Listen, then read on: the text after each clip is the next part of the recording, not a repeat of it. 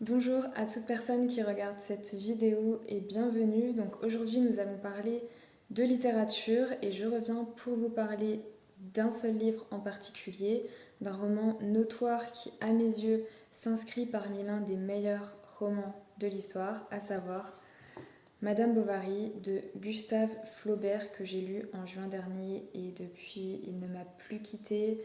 Je rêvais de vous en parler, je n'avais pas pris le temps, mais aujourd'hui, voilà, je viens pour vous parler de mon amour pour ce livre. Donc j'imagine que ce titre, ce roman ne vous laisse pas de marbre, que vous en avez déjà entendu parler maintes et maintes fois ou peut-être même que vous l'avez étudié. Alors aujourd'hui, j'espère tout de même vous intéresser et peut-être attiser de nouveau votre intérêt pour ce livre et ce dans le bon sens. Donc c'est parti. Alors en effet, ce livre a toujours fait grand bruit, on peut le dire, puisqu'il a d'ailleurs été l'objet d'un procès pour offense à la morale publique et à la religion. Et j'en avais d'ailleurs parlé plus amplement dans une de mes anciennes vidéos qui s'intitule Droit et littérature si ça vous intéresse. Alors aujourd'hui encore, on peut peut-être dire que beaucoup de personnes font un procès à ce livre en le qualifiant d'ennuyeux, en le qualifiant de lassant. Donc certes, les griffes ici sont différents, mais ils sont tout de même bien présents. Alors pour moi, ce fut vraiment tout le contraire et je vais le développer dans cette vidéo, à tel point que ce livre s'érige vraiment parmi mes livres préférés et je dirais même maintenant parmi le triptyque de mes livres préférés avec Aurélien, dont je vous ai déjà parlé, et Lolita, dont je vous ai déjà parlé également. Et c'est assez marrant d'ailleurs parce que mes livres préférés portent le nom en fait d'un personnage phare de l'histoire, mais je trouve ça plutôt marrant quand même. Alors avant de commencer, il faut également noter que Gustave Flaubert a mis plus de 4 ans à écrire Madame Bovary, ce qui explique sans doute, je pense, le fait que ce roman soit aussi bien construit, que ce soit aussi parfait à mes yeux, et je pèse mes mots, et puis aussi le fait que ce soit l'un des romans les plus lus et des plus étudiés encore aujourd'hui. Et puis avec ses 4 ans d'études, d'écriture, il a pris le temps de faire corps avec son personnage au point de proclamer Madame Bovary, c'est moi. Et de plus, avec cette publication dans les années 1850, il a osé montrer qu'une femme peut avoir d'autres aspirations que ses devoirs d'épouse, que ses devoirs de mère. En fait, il a osé écrire, il a osé décrire l'infidélité féminine, mais aussi et surtout briser le tabou du suicide en ces temps en fait où on ne parlait pas de dépression, d'angoisse, mais de mélancolie. Donc pour moi, c'est vraiment quelque chose de significatif, d'important, de touchant également et de révolutionnaire. Donc je voulais le souligner une fois de plus. Je vais vous résumer cette intrigue en bref, que vous ne la connaissiez pas encore ou alors que vous l'ayez quelque peu oubliée. Alors en fait ici on va suivre Charles Bovary qui est veuf et qui est jeune médecin, qui va rencontrer Emma Rouault en fait et ils vont se marier parce que Charles va s'éprendre vraiment de cette jeune femme. Toutefois, celle-ci va très vite s'ennuyer, aspirer à autre chose, et alors qu'elle tombe enceinte, Charles va prendre l'initiative de déménager dans une petite ville près de Rouen. Alors là, Emma va rencontrer Léon. Léon, de qui elle va s'éprendre en fait, un jeune étudiant, mais qui va ensuite partir pour Paris avant qu'il ne se passe réellement quelque chose entre eux. Puis ensuite, il y aura Rodolphe, donc Rodolphe avec qui elle va vivre une romance, mais qui finira par lâchement l'abandonner parce que celui-ci en fait sera tout simplement effrayé par sa passion romantique, par ses ardeurs qui à ses yeux seront de trop. Ainsi, Emma sera désemparée jusqu'à en tomber malade, mais Léon revient et c'est ainsi que s'ensuit une escapade clandestine avec Léon. Toutefois, dû en fait aux nombreuses dépenses d'Emma, les créanciers vont leur tomber sur le dos, à Emma et Charles donc. Et face à cela, en fait, face à la ruine d'Emma, face au mariage anéanti, Léon va l'abandonner à son tour et Emma, en fait, ne supportera pas de voir tout s'écrouler autour d'elle, de voir son mari complètement perdue et elle se donnera la mort avec de l'arsenic et mourra dans de très longues souffrances en résumé. Plus tard, Charles Bovary, à son tour, mourra en fait, mais cette fois-ci d'une manière beaucoup plus paisible si je puis dire. Et donc là en fait, suite à ce résumé, vous pourriez peut-être légitimement me dire ok, donc durant 400 pages environ, voilà tout ce qui se passe.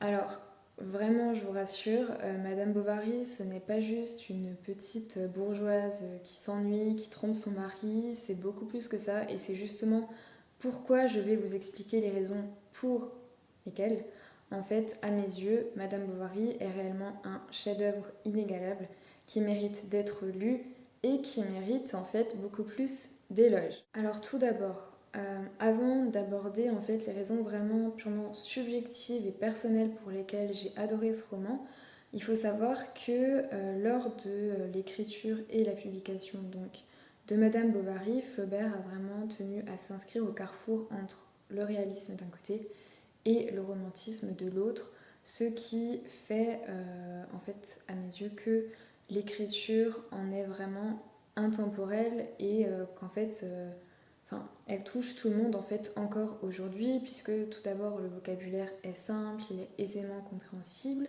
Il y a toutefois de la poésie, vraiment la plume de Flaubert elle est d'une beauté mais innommable vraiment, je vous en assure, et il y a une ironie qui lui est propre, on parle d'ailleurs je crois d'ironie flaubertienne, si je ne me trompe pas, dites-le moi. Donc vraiment c'est unique, unique, unique. Flaubert est donc réellement un maître en fait avec un grand M. En fait il sait décrire les choses telles qu'elles sont, parfois ça peut être très très cru, ça peut nous surprendre d'ailleurs, mais il sait également faire preuve de descriptions qui vont être vraiment belles et qui vont nous émouvoir. Donc il y a vraiment un équilibre, je trouve, qui est juste parfait. Et bien sûr, je ne pouvais pas parler de ce roman sans parler et sans mettre en exergue le fait que Flaubert, en fait, s'adonne à diverses critiques. Tout d'abord, la critique de la petite bourgeoisie, en fait, qu'il s'amuse à faire à travers divers personnages au fil de l'intrigue, mais également la critique de la religion à travers un personnage en particulier qu'il va tourner au ridicule. Et donc tout cela en fait ça va se poser en contraste avec Emma, elle qui rêve de Paris, qui rêve d'aristocratie, elle rêve d'ailleurs en fait, elle rêve en grand, mais je ne vais pas vous cacher également que Flaubert piétinera également les rêves d'Emma puisqu'il veut vraiment nous montrer la réalité sans pour autant rejeter les belles descriptions, le romantisme. Et je pense que l'image parfaite qui incarne le romantisme, c'est vraiment la mort de Charles qui, lui, a eu le droit à une mort vraiment splendide. Et d'ailleurs, je vous lirai des descriptions à la fin et vous verrez. Enfin, on a l'ironie flaubertienne, comme que je vous ai cité préalablement. Une ironie qui nous séduit en fait, qui nous marque et je trouve que enfin vraiment, j'ai vraiment ri, j'ai vraiment souri à certains passages du roman puisqu'en fait Flaubert nous donne accès aux différentes pensées des personnages, ce qui n'arriverait pas dans la vraie vie entre guillemets. Et en fait le fait d'avoir accès à ces différentes pensées rend les situations assez drôles et l'image que j'ai en tête qui est très marquante à ce niveau-là, c'est une scène entre Rodolphe et Emma puisque Emma est vraiment dans sa passion, dans son rêve, dans cette romance. Et on voit Rodolphe qui d'un autre côté en fait se moque d'elle mais totalement. Et donc on a ces deux situations, ces deux personnages en total contraste et on voit les deux. Et en fait c'est tellement drôle. Enfin vraiment je vous jure que Flaubert est drôle et je ne m'attendais pas à ça vraiment. Et vraiment waouh, j'ai adoré. D'ailleurs je pense que du fait de cette ironie et du fait de ces situations vraiment marrantes et en même temps, ben voilà, c'est pas très drôle, mais bon, voilà, et bien ça nous pousse en fait à vraiment éprouver de la compassion pour Emma. Et bon, je suis pas très objective parce que j'adore Emma vraiment. Je sais que certaines personnes la trouvent antipathique, mais je comprends pas vraiment si c'est votre cas, expliquez-moi. Mais je comprends pas comment on peut la trouver antipathique. Je vais vous en parler juste après, mais pour moi, Emma, c'est vraiment. Enfin, je sais pas, j'aimerais trop la rencontrer dans la vraie vie, quoi. Vraiment, elle m'a tellement consolée, rassurée. J'ai eu l'impression que c'était un peu un miroir, donc c'est pas du tout objectif. Mais vraiment, Emma, je l'ai mais adorée. C'est vraiment l'un de mes personnages préférés de la littérature désormais. Pour finir, d'un point de vue beaucoup plus personnel, Alors, ça va être le moment niais, le moment cliché, je vous préviens. Mais en fait, dès que mes yeux se sont posés sur les dernières pages, sur la dernière page, sur les dernières lignes, sur la dernière ligne, c'était vraiment... En fait, j'avais déjà envie de me replonger dans le roman, tant, tant je l'ai aimé et vraiment j'ai pris part à ce roman. Enfin, vraiment, j'ai habité le roman au même moment où lui m'habitait pleinement et je pense qu'il m'habite encore et m'habitera toujours en fait. Mais comment ne pas ressentir de manque après une telle traversée sentimentale, une telle traversée émotionnelle? Et en fait, c'est comme si j'avais perdu en fait une part de moi-même, tant je me suis reconnue en Emma et en fait, j'ai eu l'impression de vivre l'histoire d'Emma en fait. Je sais pas comment vous expliquer, mais je pense que j'ai fait une projection, ou alors c'est une projection mutuelle, mais il y a vraiment un lien, mais un lien unique qui s'est créé et je ne voulais pas le rompre en fait. Je me répète, mais on m'a toujours dit que ce roman c'était chiant pour utiliser un terme qui n'est pas très élégant. Mais moi en fait c'est tout le contraire, durant ces 400 pages, Flaubert a vraiment réussi en fait à me tenir totalement ouverte et éveillée au déroulement de l'histoire et je vous jure que je ne voulais pas m'arrêter en fait. Dès que je devais arrêter de lire pour faire telle ou telle chose, c'était vraiment très dur pour moi parce que j'étais vraiment dedans. Et ça fait tellement longtemps que j'ai pas ressenti ça pour un livre, donc vraiment, waouh quoi, ça fait tellement du bien. Ensuite, concernant Emma, bon bah voilà, maintenant vous le savez, mais elle m'a irrémédiablement touchée. Je sais que certaines personnes vont la décrire comme étant antipathique, égoïste, ridicule, éternellement insatisfaite. Soit, j'essaie d'accepter vraiment toutes les opinions, mais pour ma part, je la trouve tellement courageuse et brillante et elle a vraiment éveillé beaucoup de compassion chez moi. Et je pense que pour moi, en fait, c'était vraiment comme une amie, comme un miroir le temps du roman, et encore maintenant, parce que parfois, quand je me dis je me sens seule, je me sens incomprise, je vais pas bien et tout, je pense à elle, et je me dis au moins Emma, elle me comprend, je la comprends, et Flaubert me comprend implicitement, et ça me fait beaucoup de bien. Vraiment, c'était vraiment une thérapie en quelque sorte. Ensuite, comme moi en fait, Emma Roux a depuis toujours en fait baigné dans la littérature sentimentale et donc avec ce mariage, elle s'est retrouvée prise au piège et je trouve que c'est totalement compréhensible. En tout cas, j'ai vraiment beaucoup d'empathie pour elle. Et ne sommes-nous pas toutes et tous, parfois, souvent en fait, justement, victimes de tous ces rêves, de tous ces idéaux, de toutes ces illusions que nous offre la littérature. Enfin, je veux dire, en fait, c'est le problème de toute ma vie, je crois. Donc, je ne peux que la comprendre, la soutenir et l'aimer, en fait. Et j'avais lu, en fait, sur Internet, un passage qui m'avait marqué et que je tenais à vous partager. Emma s'intoxique, au sens propre et figuré. Ses rêves la minent, ses rêves la ruinent, ses rêves la trompent, ses rêves finissent par l'empoisonner. Elle ose se vouloir autre qu'elle n'est, qu'on ne la destine à être. Elle ose prétendre donner corps à ses rêves, parce qu'il faut beaucoup de talent pour ironiser sans rendre insensible, pour être réaliste sans être terre à terre, pour dénoncer la toxicité du rêve romantique et proclamer en même temps la vitale nécessité de vivre ses rêves. Emma meurt de ses rêves, mais seulement quand elle comprend qu'elle n'en a plus. J'ai pas de mots. Ouais, vraiment, je vous jure que je pourrais en pleurer, mais j'ai vraiment pas de mots. J'ai pas de mots. Vraiment, ce livre me rend tellement émotive, mais certes, ce livre me rappelle qu'il est très très très important de se plaire, de se complaire dans le présent, dans le là maintenant. Mais pourquoi ne pas espérer plus en fait? Et je suis tellement admirative d'Emma parce que pour moi, elle croit en et croit circonflexe dans ses rêves en fait. Vraiment, elle ne les abandonne pas et elle ne se résigne pas aux premiers échecs si je puis dire. Et personnellement, je trouve que c'est vraiment un courage immense. Donc voilà, en fait, à l'image d'Emma Bovary, à l'image de l'écrivain, à l'image du poète, à l'image de l'artiste en général, j'imagine, je pense que plus l'idéal, plus le rêve est élevé, plus la confrontation avec les réalités de l'existence seront décevantes, difficiles. Et je pense que ne pas s'accommoder en fait à la réalité, si je puis dire, c'est sans doute serait, enfin,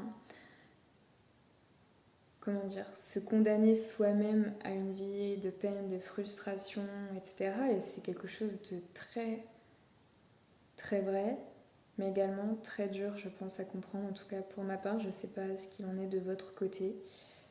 Mais c'est une belle leçon, mais je pense aussi qu'il ne faut pas trop attendre de compassion de la part de la société, parce que par exemple, dans le roman, je trouve quand même que Emma a été très malmenée, vraiment. Et elle a été confrontée à des personnes vraiment méchantes, je trouve. Par exemple, le pharmacien qui va lui donner de quoi s'empoisonner, ou encore toutes les personnes qui ont contribué au fait qu'elle soit ruinée. Donc, il y a tellement de leçons en fait dans ce roman, je pense qu'il faudrait le relire indéfiniment parce qu'il y a beaucoup à en retirer. J'en ai retiré énormément, j'en retirerai de nouveau énormément. Mais en tout cas, merci à l'auteur pour ces personnages si attachants, pour Emma. Merci à l'auteur pour ces moments d'humour, ces moments où j'ai souri, ces moments où j'ai ri. Merci aussi pour ces moments où j'ai pleuré. Merci pour toute cette poésie. Merci pour ce chef-d'œuvre, vraiment. Ce livre est un chef-d'œuvre. Ce livre mérite d'être lu et si vous ne l'avez pas lu, mais qu'attendez-vous? Qu'attendez-vous? En tout cas, pour l'instant, pour se quitter sur les mots de Flaubert, sur ces mots sans pareil, sur la plume sans pareil de Flaubert, je vais vous lire quelques extraits que j'ai beaucoup aimés. Il y en a tellement que ce serait impossible de tous vous les lire. Et Emma cherchait à savoir ce que l'on entendait au juste dans la vie, par les mots de félicité, de passion et d'ivresse, qui lui avaient paru si beaux dans les livres. Elle cherchait dans sa tête quelques vœux à accomplir. Il fallait qu'elle pût retirer des choses une sorte de profit personnel, et elle rejetait comme inutile tout ce qui ne contribuait pas à la consommation immédiate de son cœur, étant de tempérament plus sentimental qu'artiste, cherchant des émotions et non des paysages. Mais je vous jure que j'ai déjà envie de le relire. C'est trop grave. Très très très très beau. Emma fut intérieurement satisfaite de se sentir arrivée du premier coup à ce rare idéal des existences pâles, où ne parviennent jamais les cœurs médiocres. Elle se laissa donc glisser dans les méandres lamartiniens, écouta les harpes sur les lacs, tous les chants de cygnes mourants, toutes les chutes de feuilles, les vierges pures qui montent au ciel, et la voix de l'Éternel discourant dans les vallons. Magnifique. Peut-être aurait-elle souhaité faire à quelqu'un la confidence de toutes ces choses, mais comment dire un insaisissable malaise, qui change d'aspect comme les nuées, qui tourbillonne comme le vent. Les mots lui manquaient donc, l'occasion, la hardiesse. Mais à mesure que se serrait davantage l'intimité de leur vie, un détachement intérieur se faisait qui la déliait de lui. Il la croyait heureuse, et elle lui en voulait de ce calme si bien assis, de cette pesanteur sereine, du bonheur même qu'elle lui donnait. Emma de même aurait voulu, fuyant la vie, s'envoler dans une étreinte. Dès la première scène, il enthousiasma. Il pressait Lucie dans ses bras, il la quittait, il revenait, il semblait désespéré. Il avait des éclats de colère, puis des râles élégiaques d'une douceur infinie. Et les notes s'échappaient de son cou nu, pleines de sanglots et de baisers. Emma se penchait pour le voir, égratignant avec ses ongles le velours de sa loge. Elle s'emplissait le cœur de ces lamentations mélodieuses qui se traînaient à l'accompagnement des contrebasses, comme des cris de naufragés dans le tumulte d'une tempête. Elle reconnaissait tous les enivrements et les angoisses dont elle avait manqué mourir. La voix de la chanteuse ne lui semblait être que le retentissement de sa conscience, et cette illusion qui la charmait quelque chose même de sa vie.